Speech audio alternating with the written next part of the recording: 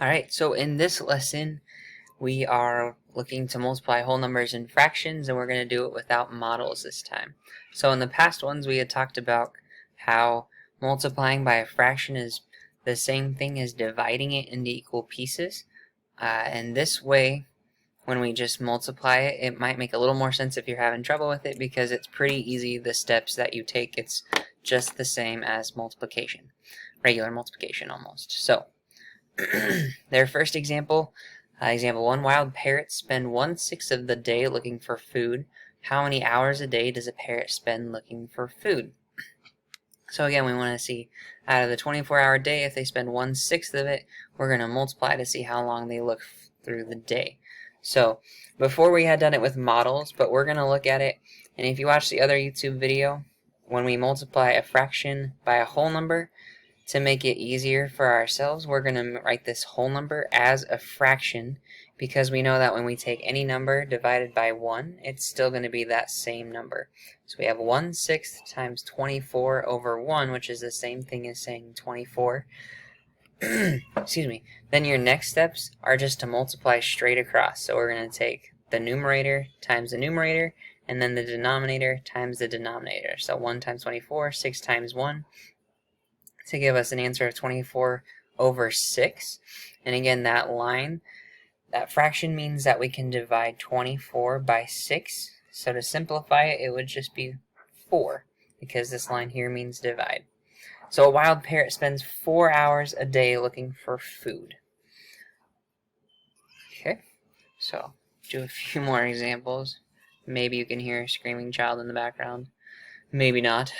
She's a very grumpy girl right now. Alright, so example 2.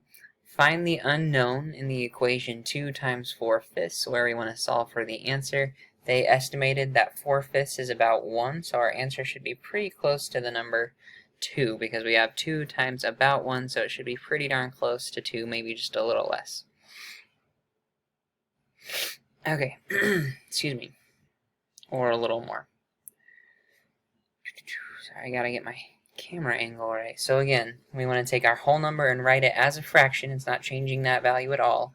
They're just saying that 2 is the same as writing 2 over 1, because 2 divided by 1 is 2.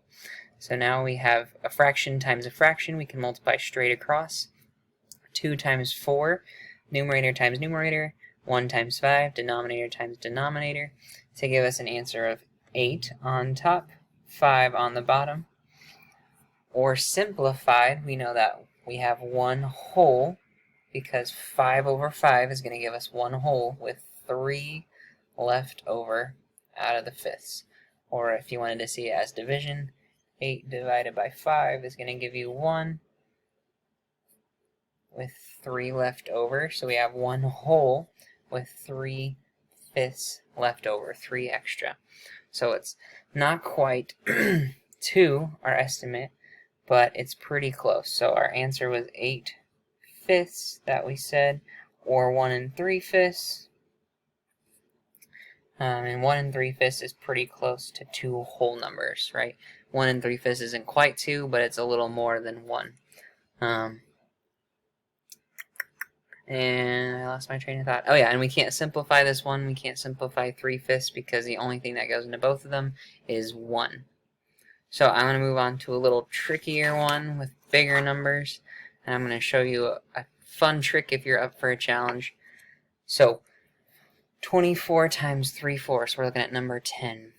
When we want to write it as a fraction, we're going to write 24 as 24 divided by 1, or 24 over 1.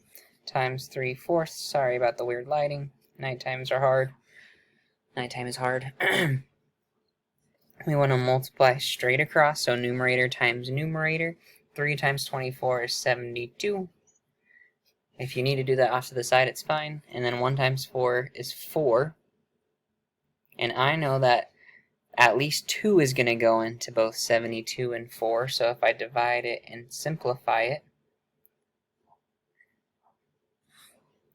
I could do it this way, or I could take, like we've done before, and simplify it another way. So I guess I should, and take 72 divided by 4, because 72 divided by 4, or 72 fourths as a fraction, is the same thing as saying 72 divided by 4.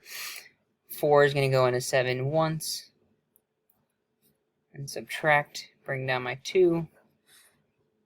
4 goes into 32 8 times, so my answer is just 18. Now I could have done it a little different and simplified it first before I made it a whole number or a mixed fraction, mixed number, sorry. But it might just be easier if you divide. I'll show you another fun trick. Like I said, if you're up for a challenge, I'm going to do that same problem over here. If you do 24 over 1, so again, same thing, we want to make that whole number into a fraction, times 3/4.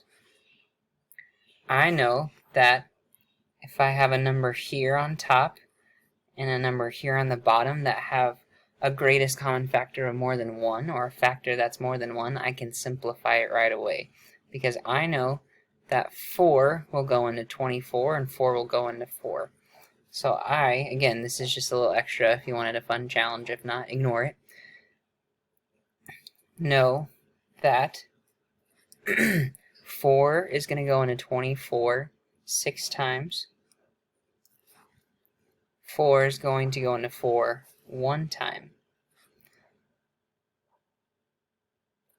So I used my greatest common factor beforehand. I simplified it beforehand, so that way when I solve my problem, I now have 6 times 3 gives me 18, and 1 times 1 gives me 1. So it's already simplified for an answer of 18 over 1, or 18. So like I said, just a fun trick if you wanted it. If not, just solve it the normal way. And good luck.